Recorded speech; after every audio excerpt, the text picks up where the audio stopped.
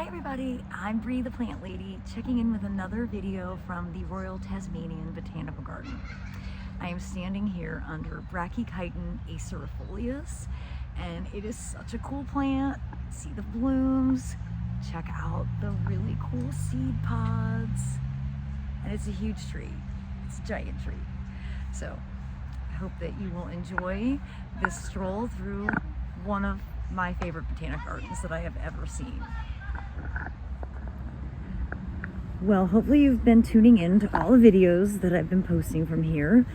I'm doing a terrible job of making much progress getting through, but I had to show you this big open area.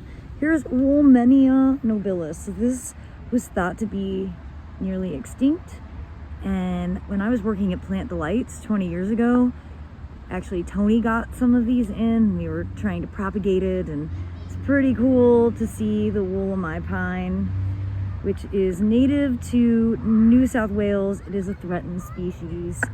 And you just come up here. It's of course not a pine. That word is pretty much meaningless. It's a really remarkable conifer. Let's just call it a conifer because that's what it is. And it's got a grand spot here. And as you can see, we're right on the water. The other side of that highway is ocean. And honestly, the trees here are so amazing. I haven't actually seen signage about when this garden started. I will be sure to Google and look that up. You can see really incredible, mature, woody layer. Well, here we've got the weeping ash, not something that we Americans get to see with any frequency, since we had the ash borer come through and basically wipe out our fraxinus population. Here they grow up very well. You can see it's a really nice mature plant. Already nearly past its prime and fall color, losing its leaves really quickly. I can't believe how many magnolias I see in other continents. Here we've got Magnolia grandiflora in bloom. Great southeastern native. Let's see if this is a cultivar or maybe it's just, you know, a mature old specimen. Doesn't really look like a cultivar. This is like a universally loved plant. We're so lucky that this is native to the southeast. Yeah, it's not a cultivated species. It's just a big Magnolia grandiflora. And you can see it's still producing flower buds. So I'm not going to pretend that I know anything about the birds here, but this keeps being described as a native hen, and they're very noisy at like 5 o'clock in the morning. They make, like everything, a crazy screeching noise. And it's not a chicken, obviously.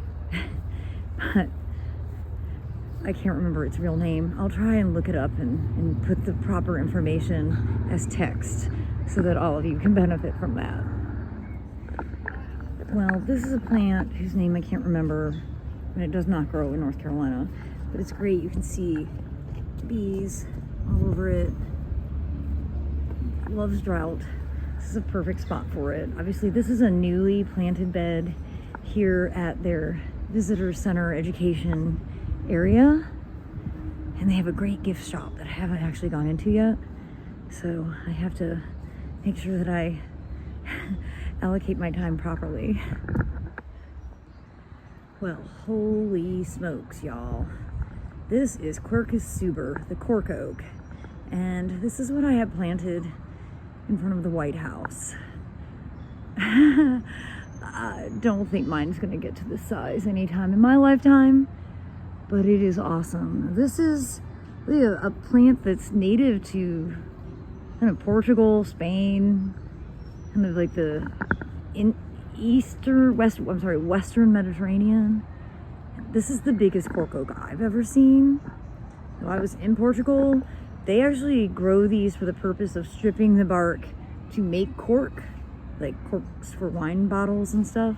Obviously this one is not grown for that purpose, and look at that burl on the bottom. I bet that wood is spectacular. So I've decided this is going to be the big tree video. And here we've got Laurus azorica, the Azure Laurel. And look at that. Multi-stem, fantastic broadleaf evergreen canopy. It's huge. I'm so impressed with how enormous the trees are in this collection. Now, let's see what this is. It's not an olive, but they do grow olives really well here.